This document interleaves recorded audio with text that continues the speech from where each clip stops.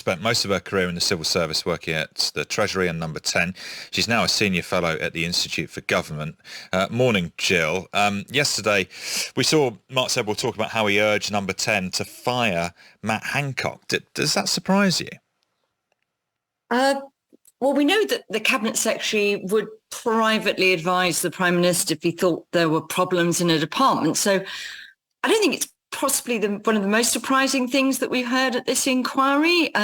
If the Cabinet Secretary is really picking up from his Permanent Secretary colleagues or others, or has seen in action things that leads him to think he's not the right person, then, as a sort of very last act, he could go to the Prime Minister and say, I honestly think you need to move this person for the good of your government and for effective government.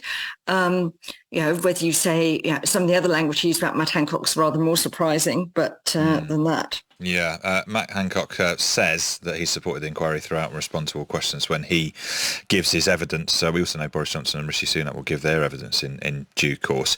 Do you think the current system of civil service and politicians' kind of collaboration is working? I mean, obviously it's particularly kind of under focus in a stressful situation like the pandemic.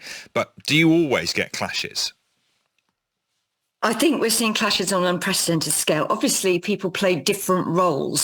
Some ministers are there to pursue their political agendas on their timelines. Their advisors work for them, and civil servants are supposed to be there to put into practice what ministers want to happen, but to also offer up other options to ministers, tell them about some of the difficulties in pursuing what they want to do, and why they might not work, et cetera, et cetera. And so there are always frustrations. There are always sort of those sorts of frustrations. But I think what we're seeing in the COVID inquiry of personality clashes and an atmosphere between the principal players of such sort of, toxicity and mutual recrimination and mutual disrespect and disdain, that the sort of collaboration that ideally you do want to see, and when policies, work well, when political decision-making works well, you really do see there seems to be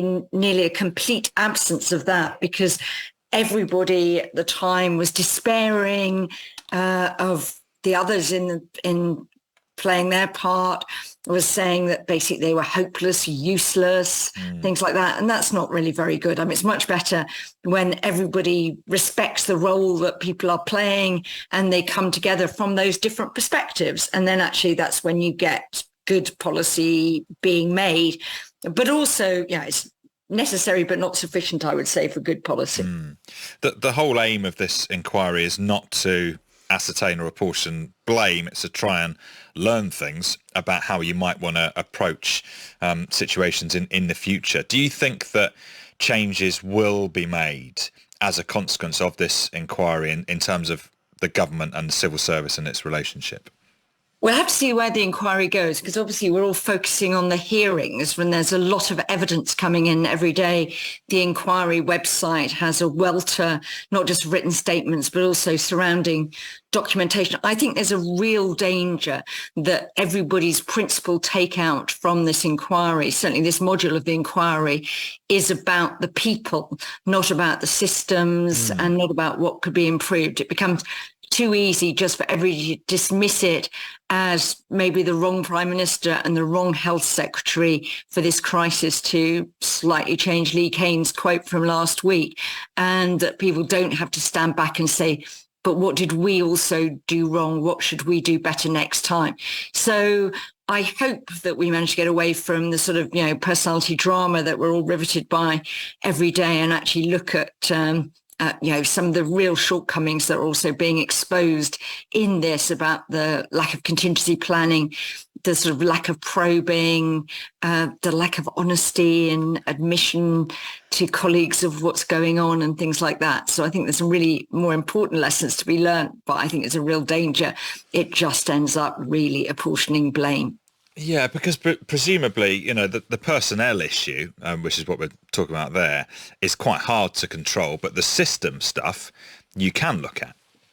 You can look at the system, and you need to look at the system because, but I do think there are also lessons for ministers, which is that, ministers and civil servants, which is if you create a really difficult and toxic environment, then you do make the sort of, collaboration. When you are forced to collaborate together in a time of crisis, you do make that really difficult. And one of the things that we've often said is that ministers need to be responsible for their actions of their special advisors. In this case, we had a particularly powerful special advisor in the form of Dominic Cummings, basically running his agenda, maybe, in some cases, helpfully in this case, by forcing the Prime Minister to confront the reality of what was going on COVID. But we seem to have got those sorts of relationships inside government quite badly tangled through the COVID inquiry. So I think that might be a takeout for ministers, but I think it should be a warning to everybody of the importance of cultivating